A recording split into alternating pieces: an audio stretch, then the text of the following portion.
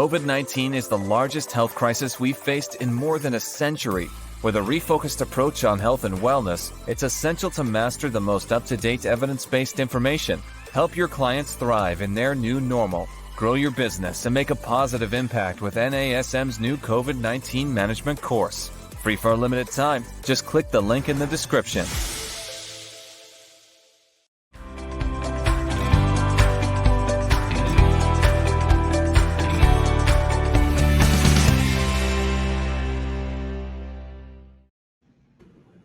Hello, everybody, and welcome to this week's edition of the Master Instructor Roundtable. I'm Marty Miller, Regional Master Instructor, as always, with my fellow Regional Master Instructor and dear friend, Miss Wendy Batts. Wendy, how are you? I'm good, Marty. How are you? Excellent. So as you can see, I'm in a different location again. So I know. Where's Waldo? This week I'm in Denver, and I will be in a new location next week. So it's going to be part of this traveling roadshow we have now. I love it. You know what? Well, at least you're making time for us, Marty. I feel very privileged. Wouldn't miss it. Well, that brings us to this awesome topic today, which is going to be a carryover from last week. Last week, obviously, we talked about some cardiorespiratory assessments and how you could take your clients through some of the proper assessments. So we went over, proper setup, execution, and then how to get the proper information in order to best serve your clients' needs and to help you program cardio within their actual workouts or even on their off days. So if you happen to miss that last week, you want to make sure you check that out, because today we're actually going to say, now that you have the information, what do you do with it? Absolutely. And I think that, some of the points we talked about last week, of course, we're going to reiterate a little bit, but it's just one of those things where I really want personal trainers to be a little more proactive in their cardiorespiratory training, not just, hey, how many calories can I burn or go do cardio on your own. We want to find that happy medium where we're eliciting the right responses, but still using that same systematic approach we do with the rest of the model. Absolutely. And it is. And it's also about being creative. I think that's one thing that sometimes we forget, that we feel like it has to be this exact process. And one thing that we really want to remember, that every body is different. And so therefore there's going to be different stages that are going to be more appropriate on the cardio side, just like there's different phases of training in the OPT model. And so just because, we go through some of this, you're going to have to really factor in what is it that they're, what is their current state? Where do they fit in? Do they go ahead and jump into stage 2 because they run marathons or an unbelievable cardiovascular health and shape? Or do we need them to look at someone that's extremely deconditioned? And how do we get them even to a proper stage 1 where they can be effective and start to reap the benefits of not just the cardio, but also their proper movement patterns and everything along those lines? Yeah. And, I think there's kind of two camps. There's people who love cardio and probably don't program much because they just go when they love doing what they've always done. And there's people that dread cardio and they don't program because they just dread it, where I really think that going through the assessment, getting people to move well, and then adding systematic cardiovascular programming really works for both sides of those, kind of on the either end of that teeter-totter with when it comes to cardiorespiratory training. That the people that love cardio, they might be overtraining in one stage. They may not even understand the other stages. Getting them to move well, obviously, with the other part of the model that we talk about all the time with correctives and stabilization, will help them be better at any part of their cardio.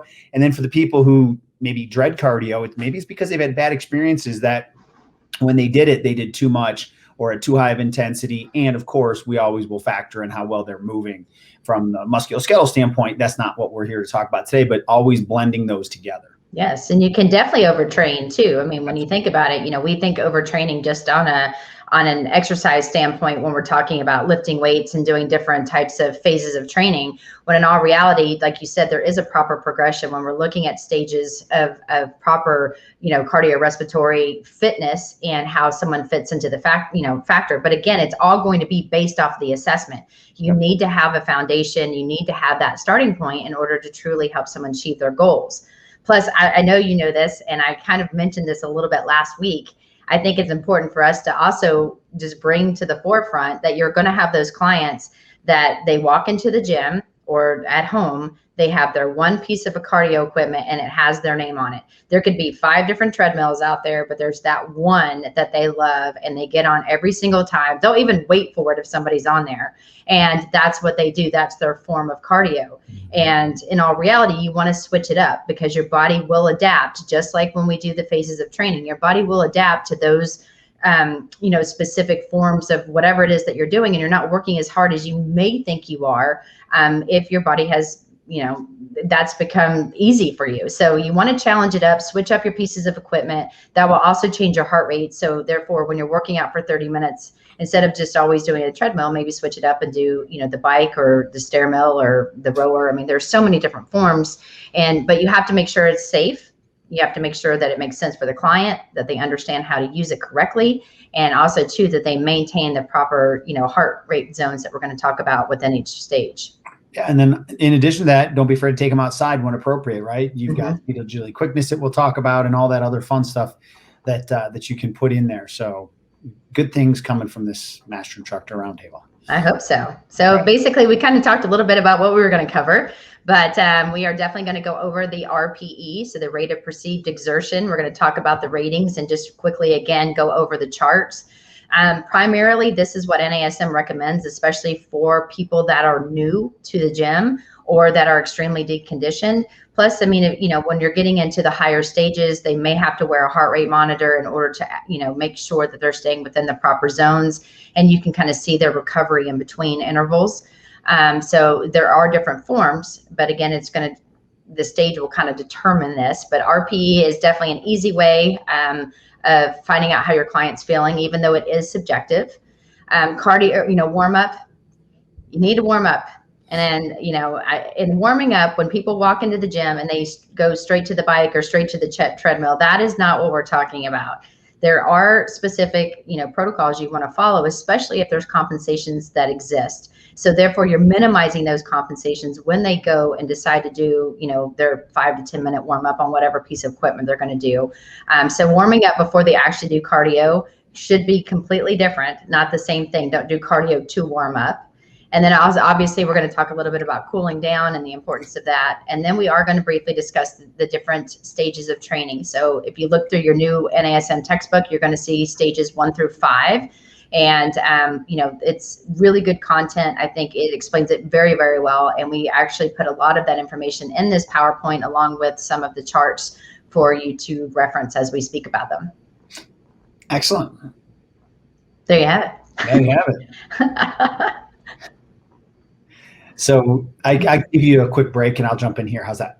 Fantastic.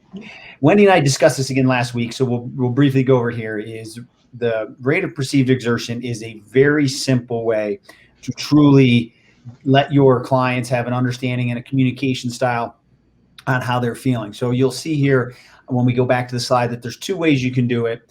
That 1 through 10 or 0 through 10, and then that 6 through 20. So in NASM, we like to stick to that 0 through 10. I like that because most times, maybe it's my athletic trainer days, would say on a scale of 1 to 10, how bad does it hurt?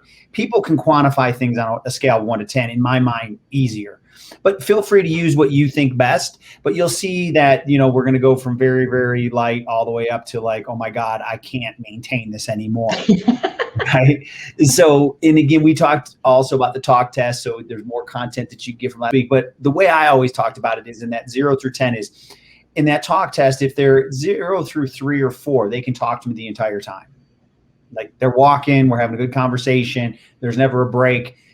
Never I'm catching my breath and then picking back up. In the middle range, that kind of 4, 5, 6, they're talking, but now the sentences are a little more fragmented or they're shorter answers. And I always joked when I was explaining this to my clients, if I get you to an 8, 9, or 10, you want to slap me for talking to you because you're not going to be really speaking back for at least a couple seconds. So again, the purpose of training, whether it's what we always cover in our resistance training or now that we're transitioning to cardiorespiratory, our job is to elicit the best physiological response with the least amount of risk and the least amount of effort. And I'll pause here for a second. People think I'm nuts when I say this. My job when I did more one-on-one personal training, or now that I train myself, obviously, is how much can I change physiologically with the least amount of effort? That doesn't mean I don't work hard. That means I work efficiently. That means I don't overtrain. And a lot of times, especially now with this high intensity, people are truly overtraining. We're not even going to talk about what happens when you have a faulty movement system. This is why people don't get results, or they need to stop training for a while. So remember, our job is to give the right amount of exercise for that person at that time, so we can continually move through a progressive training program. And there will be times that you down regulate or undulate their program back because you can't do high intensity or the 8, 9, 10 rate of perceived exertion for weeks upon weeks upon weeks. So this is where you can get fun with the programming and really start to break down the science. And at the end of the day, if you're going to get your clients better results and they actually train smarter, that's a win-win. Very well said. Cool. All right, so if we move on, and again, if you guys remember these charts, they are in your textbook. But when we talked about warming up, now when we talk about warming up, one of the things that Marty and I were both discussing, if your clients, when you're looking at their assessment results and you notice that they have compensations, it's very, very important that you have them grab a foam roller if it, is deemed safe, meaning that there's no contraindications and that's, something that your client can do, or even using one of the handheld devices and try to warm up the muscles that have shown to be overactive. Because again, if somebody walks in and their feet are externally rotated, or they're having, their knees are caving in, and then you put them on a treadmill and tell them to walk or warm up for 5 to 10 minutes at, either a walk or a slight jog, then those compensations, you're just feeding in even more to those compensations, and you could increase the chances of injury. And so when you're thinking about that, grab, tell them to come in, grab some, grab a foam roller if deemed safe, have them foam roll some of these areas. Think about the positives of just rolling, because again, that's going to increase circulation, increase blood flow to the tissues. That's also increasing someone's body temperature as well. And so it's kind of a win-win when you're looking at just that. And then if they need to go through some static stretches on the areas that again are overactive, that's going to be beneficial to how they're going to produce force and do whatever it is on the actual cardio piece of equipment. But if we look here and actually think about the actual chart itself, the benefits of just cardiorespiratory exercise in general, I mean, you're going to be stronger and more efficient, meaning your heart is a muscle. And so therefore you need to train that muscle accordingly. And it's not about just doing, high intensity workouts. It's actually, trying to do different types of ways to challenge your heart, because that's going to lead to, a lower resting heart rate. That's going to, let again, too, that your heart rate at any given level of work is also going to not have to work as hard as you actually work it out, and it gets stronger. And so, I mean, I'm not going to go through each one of these points, but you can see there are so many positive benefits by including this respiratory exercise into your warm up and then just in general. And we'll talk about ways, again, to undulate it, because it may be more appropriate to do some of the cardiorespiratory, programs on days that they don't work out. However, if you have to combine the two, what do you do? So we'll talk about that as well. Mm-hmm. Absolutely. No, and the key thing here is we purposely put the table in there that you'll find this within the NASM CPT text. There we go. So moving on. So again, when we're talking about cool down, there are so many benefits to cool down. So again, we're trying to reduce, your heart and your breathing rates. We're trying to cool your body temperature down. So basically we're actually trying to return the muscles back to their optimal resting lengths. And, we usually do this by having someone, if they did some kind of high intensity, or let's say that they even ran or did something on the treadmill for, 20 to 30 minutes, then spend some time cooling down for, anywhere from 5 to 10 minutes on that same piece of equipment, or maybe something that might be easier for that client even. And then again, provide them with the foam roller and do some static stretches.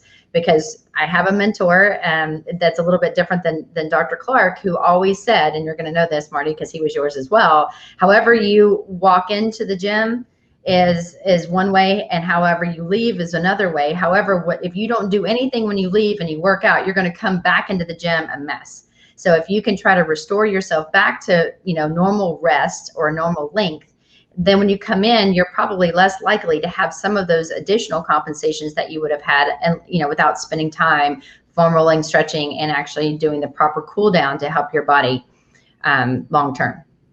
Absolutely. Two key components that I think a lot of people often skip. They just get in there and expect to start working out and leave. And can't forget to warm up and cool down. Yes. Easy to do, but you should not. Off to stage one. All right. Stage one. I'll take this one if you want, Marty, but stage one is basically it's most beneficial for people that are new to exercise or that have not been doing any kind of cardio, or as Marty said, don't like cardio. Obviously they probably don't have a very good foundation. And so this to me is the foundation stage, just like a phase one, exercise program would be. It's the same kind of, I don't want to call them parallel, but in a way it is. And so we're really trying to get a good base. And that's why the assessments are so important, because you really do need to know how your client is going to respond. And you may also have to start, with just a few minutes at a time. If somebody is new to this, you don't want to say, okay, I want you to go on the treadmill and give me what you have for 30 minutes. That may not be ideal. Plus they're not going to like it. And they may be working harder than they should be at this point in their programming. And so again, just start off with a few minutes at a time and work your way up to approximately 20 to 30 minutes. And so the purpose of this is to design and help improve your, cardiovascular fitness, especially if you're dealing with people that are healthy, but also that have been sedentary. And as I said, it's going to build, a good foundation of fitness. So therefore you can be able to always know where your stage one is. So when you start to add on some of these stages that are just more for intervals, your body will be able to go back to, VT1 or under, because your body knows how, you've got a good foundation and you're able to do that appropriately, and your body knows what to expect. So here we're looking again for your steady state aerobic exercise, and you should be able to hold a conversation, or your client should be able to talk to you in stage one. So as Marty said, 3 to 5, you want it to be challenging. You don't want them just to do a stroll, but if they're showing that they're, really struggling doing this, they're above their VT1. And so therefore you want to slow them down or decrease the incline or whatever it is that may be a little bit more challenging. So therefore they can achieve that steady state and stay there for the duration. Yeah. And this is, again, great for beginners for obvious reasons, but this is where I think a lot of our high intensity type of people, they think they're past this. Mm-hmm. And yes, cardiovascular, this will not be a challenge for you, but that doesn't mean there still is not a benefit to doing that. That I want you to correlate it is, hey, I've moved to power phase in the OPT model. I'll never need stabilization training again. That's not the way these things work. There's always going to be a reason to regulate and undulate through the different phases. So I know with cardio, a lot of people think, well, I graduated from that. I don't need that anymore. But your body does still need a base of that at some point in time. Or these are what I like to say, these are my active days, not my exercise days, when somebody is incredibly fit, right? So just understand that stage one is not only for people new to exercise. And it's a really, as you said, it's an active recovery day. So why not do a stage one, especially after you did a really hard workout. This is fantastic because it's going to actually help decrease some of the muscle soreness and something that you've done prior to that, prior to the day beforehand. So when they come in, you're working some of that out. You're getting movement back into the muscles and working on proper, just proper ways to get your heart rate up, get the blood flowing. And so when you're thinking of stage one, especially if you are in those high intensity workouts or you went to boot camp, do this because you're going to see a lot of benefit if you do. Absolutely. Yep.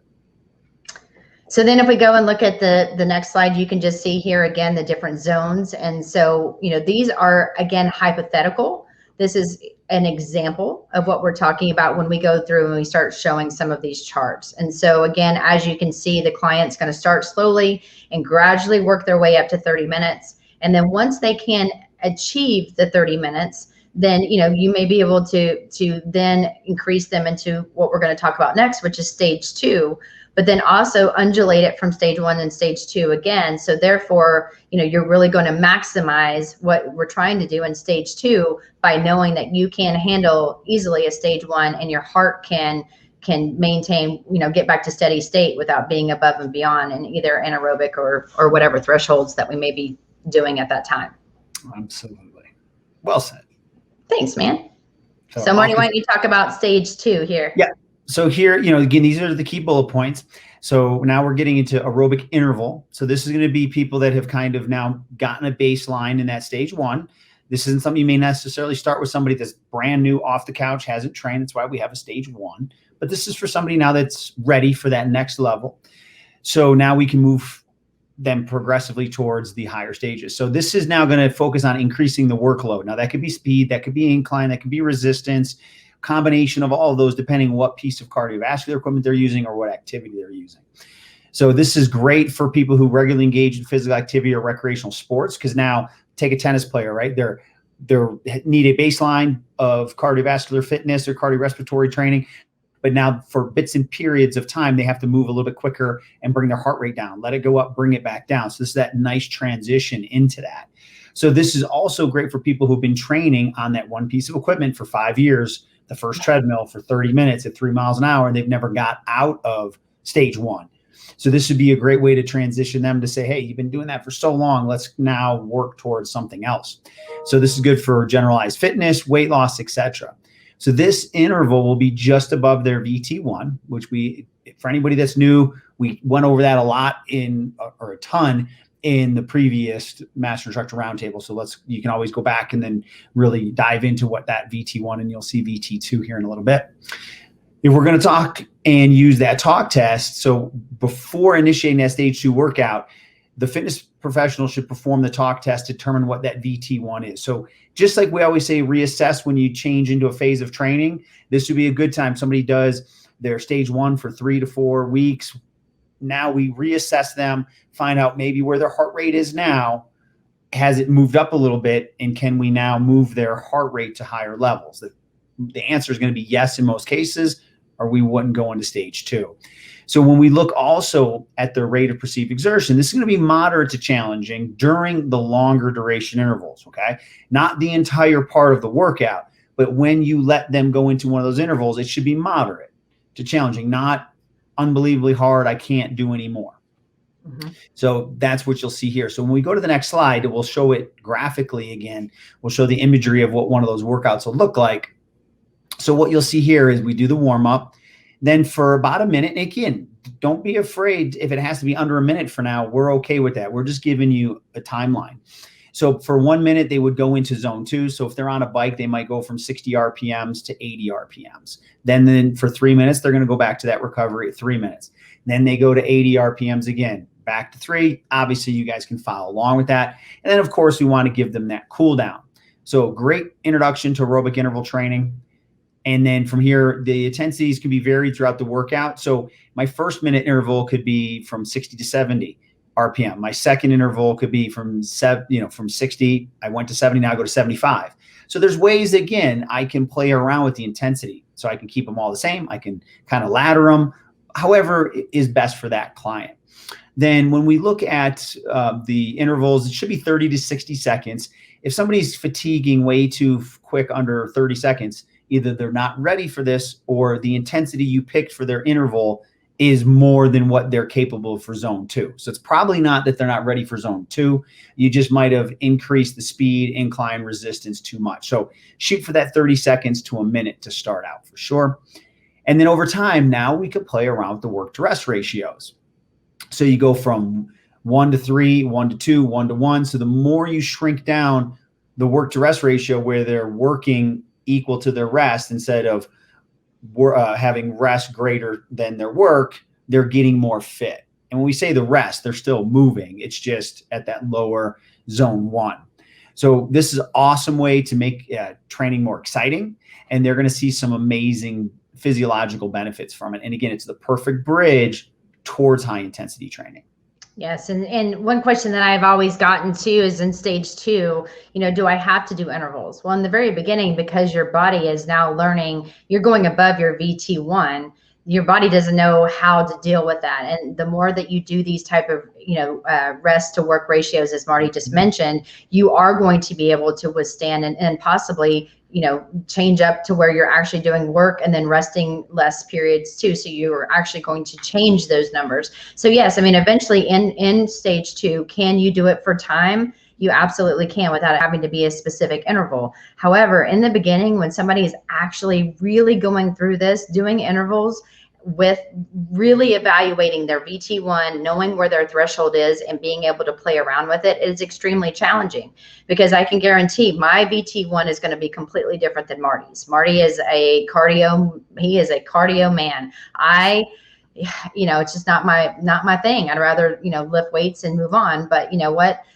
In order for me to get to Marty's level, I would have to really go through, especially in stage 2, at a lower work to rest ratio than Marty, or we would have probably some significant numbers for sure. So giving you some kudos there. There you go. I appreciate that. So, I'm trying to be well-rounded as I you are. Way to make me look great. What's that? I said another way to make me look so great. So we're a great team here, Wendy. So do you want me to transition right into stage 2 steady state? Sure. That would be great. You kind of already touched on it, so I'll fly through it. So we started with the intervals, but yes, you could do the steady state. So this is awesome when you have somebody that's accustomed to stage 2 intervals. Great choice when they're ready to change it up. So you could do stage 2 intervals on Monday, stage 2 steady state on Wednesday. A lot of cool, fun things you can do with it. And this is where I love what we've designed here with the stage training, because I think people got bored and kind of flat with the programming. They just said, do cardio and let's go to high intensity. So we took this right out of the text. So this is nothing new, but we really like to reiterate the key bullet points here. So stage 2 steady state is not a requirement, but it's an option. Maybe someone who prefers steady state, or maybe depending on where you're training, the equipment doesn't allow them to have something that is non-aggressive on their body, right? Like, sometimes it just depends on what equipment you have. Or maybe they're just like, listen, I don't want to mess around going back and forth. I like this, and we'll go do steady, whatever. It works. That's fine. But the science is there. So it's great. We want to progress them. So it's that moderately intense aerobic activity, which has been proven to be effective for anybody seeking improvements in fitness and cardiovascular health. And this is what I've always told my clients is your heart is a phenomenal muscle. It's going to adapt. So if you've been doing the same thing over and over again and expecting a different result, why you don't lose weight, why do you maybe feel that you can't, participate in activities, and, I train all the time. I don't know why I don't have more energy. There's the rest, there's the nutrition, there's stress. But a lot of people do not move the needle with their cardio. So imagine doing 15-pound bicep curls for 30 years and expecting a change. It's better than not doing them. But what if you could have been at 40-pound dumbbells by then if you had progressed, right? So this is the same thing. So this is awesome. So that intensity in zone 2 is just above the VT1 for the duration of the exercise without the use of intervals. And then again with the RPE here, moderate to challenging during the longer duration, challenging to hard if and above when they go above VT1. Very well said. And I will say this too, with some of the professional athletes, we take this for granted. Yeah. And, we have people that can run, they do hills and stuff like that outside. They have an SAQ coach, if you will. And I was like, you know what, like one day let's go to the pool. And they're like, oh, I don't usually like to go into the water. And I'm like, no. And they had a waterproof heart rate monitor. And I was like, I just want to see how you do. Now, again, these people can do cardio. They're super explosive, and they have a very good base and foundation. However, when I put them in the water and had them try just to do, basic strokes down and back, their heart rate shot through the roof because it was something that was completely different. Correct. They had to use, their lungs in a different capacity. They were using their muscles in a totally different way. And while it's easier on the joints, it's way harder if you don't train for that type of particular quote sport, or at that time just cardio. And so just keep in mind that different things will trigger heart rates to go up and down quicker than you think if it's something that the body isn't accustomed to. And so that's why when I said that in the very beginning, change it up and do different things with people. You still want it to be fun, because again, if they don't enjoy it, they won't want to do it. Correct. And so, think about, we talk about fit and all that stuff in the textbook, about frequency, intensity, and time, and enjoyment. Enjoyment is a big one.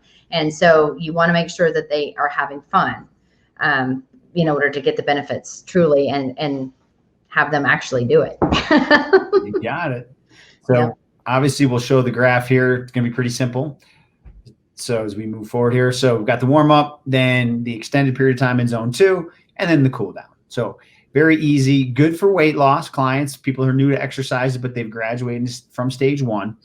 And, this is great for just general health and wellness and promoting that healthy body weight, because being active for prolonged periods of time is key. Yes. And that brings us to stage 3. Gotta love stage 3. Absolutely. Stage 3, guys, is hard, like very hard, like vigorous hard. And so this is going to be designed for somebody that is more advanced for sure, and that has, a very good base of cardiovascular like foundation. They can do stage 1, they've done intervals, they can do steady state, they are in really good shape. And so this is going to increase the capacity of aerobic and anaerobic energy systems. And so when you're thinking about this, this is truly more sprint focused. And so, you're going to look that it's anywhere from doing something like 30 to 60-second intervals versus minutes at a time. And so when we go through and really look at these bullet points again, this is not going to be, applicable for all of your clients, meaning there's going to be certain clients that, they don't like cardio, they're not doing cardio, they're extremely deconditioned. But then again, if they don't need to get to these higher levels, then that's okay to keep them in stage 1 and 2. And so just realize that this is, one way of just increasing your overall physical fitness. But there are very specific ways to program stage 3. And so now we're really needing to know what our true V1 and VT2 are before we really implement a true stage 3. So going through and listening to what we talked about last week, getting those numbers and making sure they're pretty solid is going to be very, very important. Because, when we're doing the talk test at VT1, talking is going to become a challenge, but still not too difficult. But then when we get to VT2, these people can barely speak a word or two. And so when Marty said, my clients don't like me. Well, my clients don't like me because they can't even tell me that they don't like me. However, I know at that point, I may need to run. But, you're going to see too. I know, right?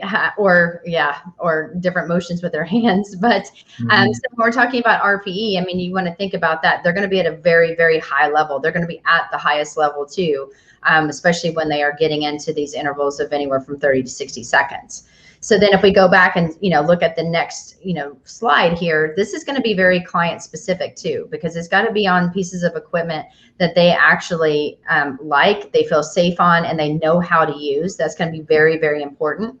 And so this is going to, actually use now stages 1, 2, and 3. But you want to also make sure that you're not getting into stage 4. So that's why knowing those boundaries and knowing your numbers is going to be super, super important. And as a general rule, you want to have a modest mix of the time spent in zone 1. So you're going to spend a lot of time here in zone 1, but then you're going to have brief periods in zone 2 and 3.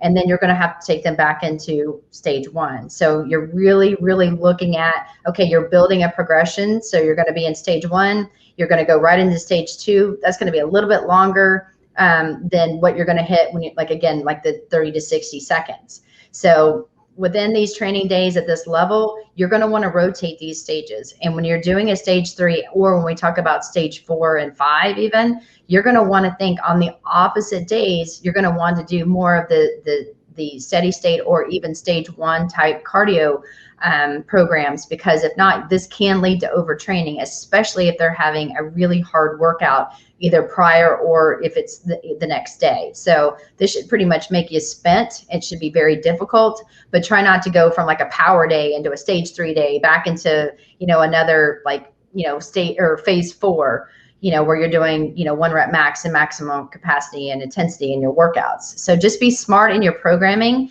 And again, it's going to be very specific to the client. But also just remember, it's very important not to overtrain. Yeah, no, Wendy, I think you covered it so well. And the key thing is, this is why we have a model. This is why we focus on proper human movement, because when fatigue sets in, form and technique are likely to go out the window. So that's why it's very important to build towards it, understand what to look for, and have, as he said, make sure it's an apparatus or technique that they own. So that way, as fatigue sets in, they're less likely to break down in their form and technique. They will. You'll have to cue them, but a lot less likely. Perfect. You want to take us to stage 4? Absolutely. So here we go. So this is now for somebody that's advanced, that has earned the right to get there. I love to say that for a lot of things in life, but they've worked towards this. They didn't just get off the couch and say, you know what, I'm going to XYZ boot camps, and people do it. but they have not earned the right to get there. So now this is absolutely going to increase the capacity of the anaerobic energy system, very applicable for high-level athletes and fitness enthusiasts that are really truly seeking overall improvement in the anaerobic capacity and power. Not appropriate for all our clients. There will be some clients you train that will never get to stage 4, and that is okay. Now, someone's going to say, well, what about this, that, the other?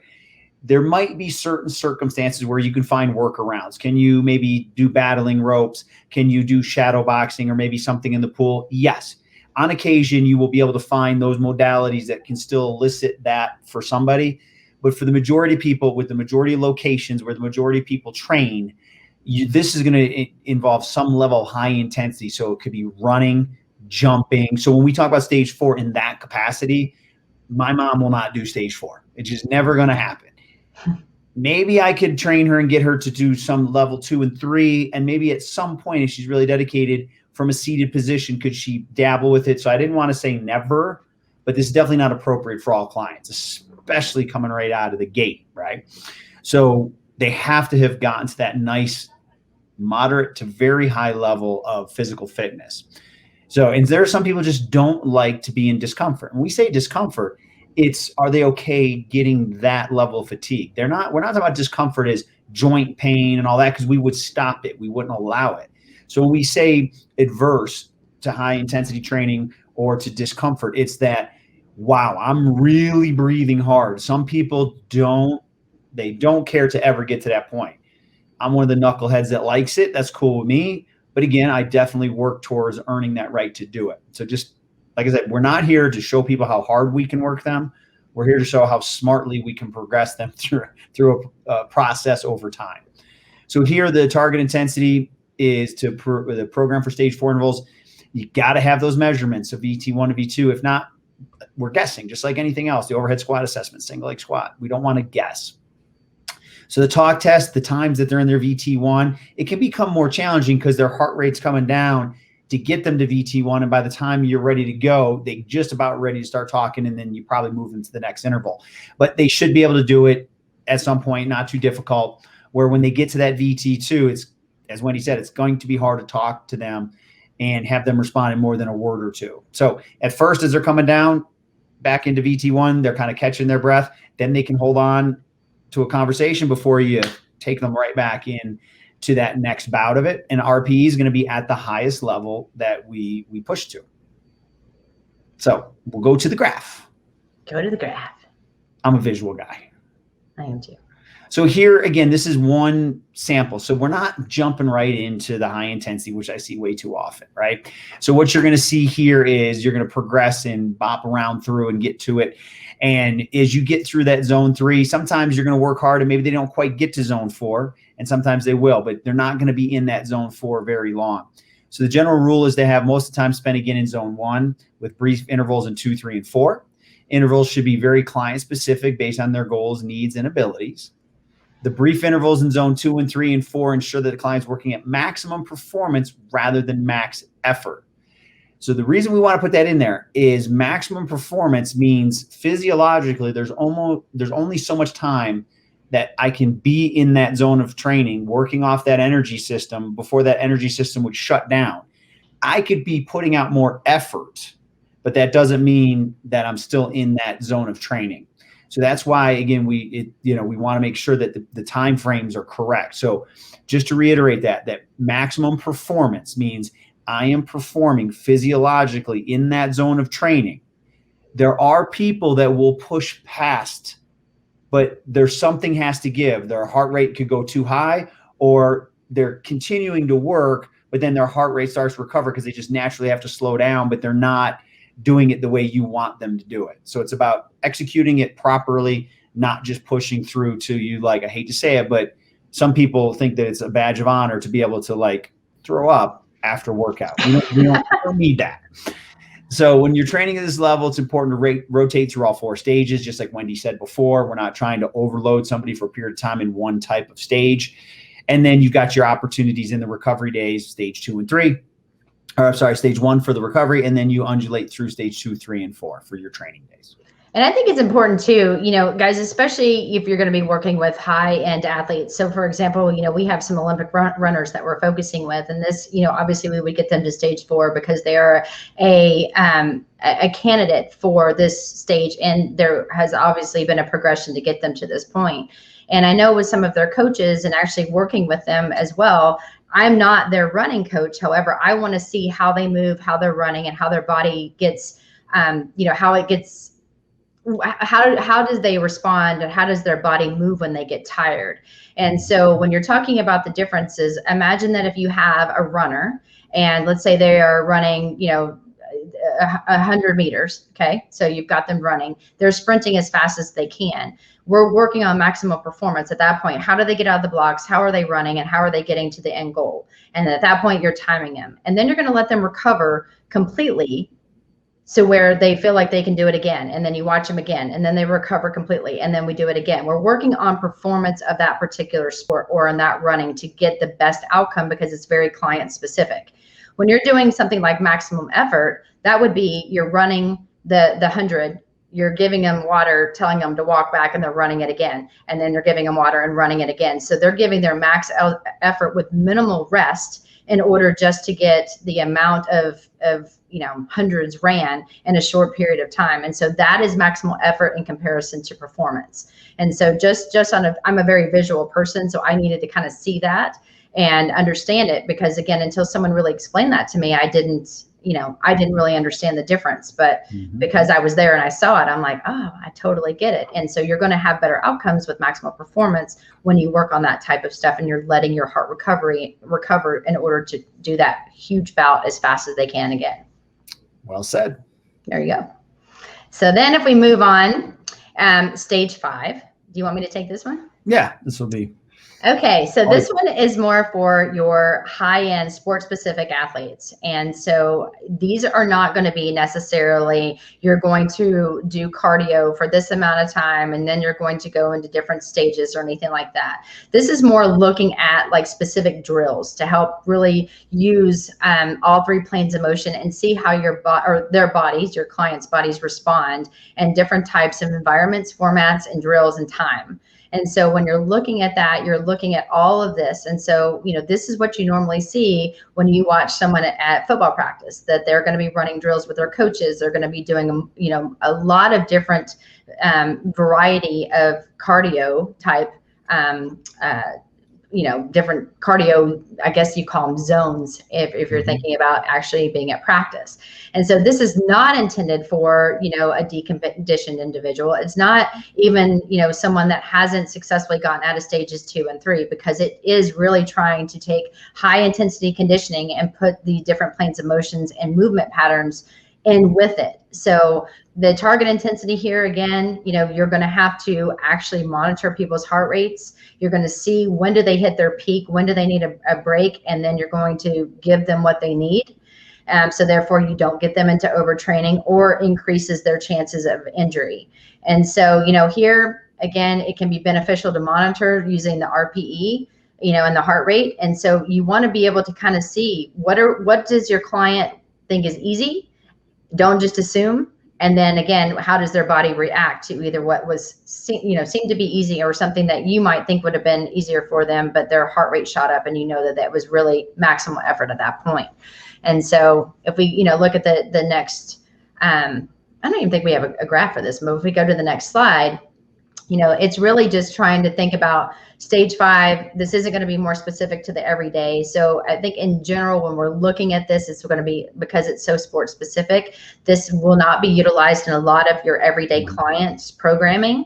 And so here, the volume should be kept to a minimum, because again, you can't easily get into overtraining. And that's why it's important, especially if your clients are coming to you, and even youth clients that come to you and they're actually participating in a sport, you want to find out what they're doing in practice, and especially on times that they're getting ready for the season and they have 2-a-days, because then they are putting in maximal effort in each one of those practices.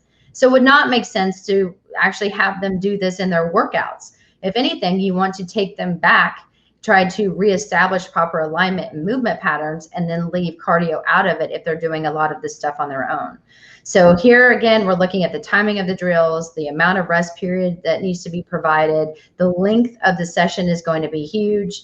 And then again, how stressful is it, and what do we need to do in order to complement what they're doing on the field or in their practice.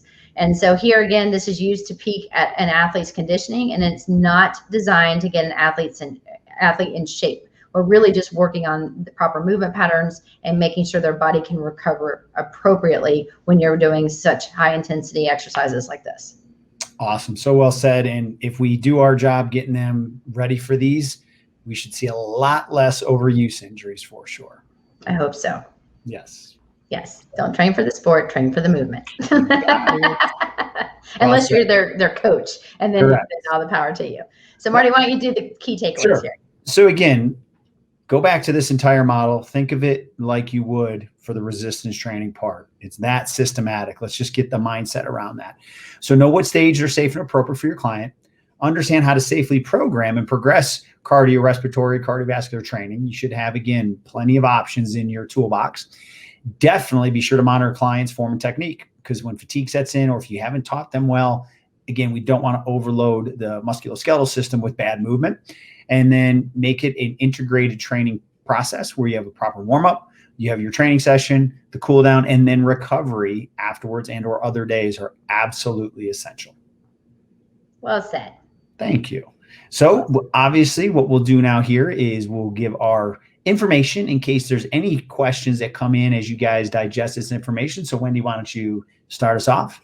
Sure. If you guys want to email me, my contact is wendy.bats@nasm.org, or you can find me on Instagram at wendy.bats13.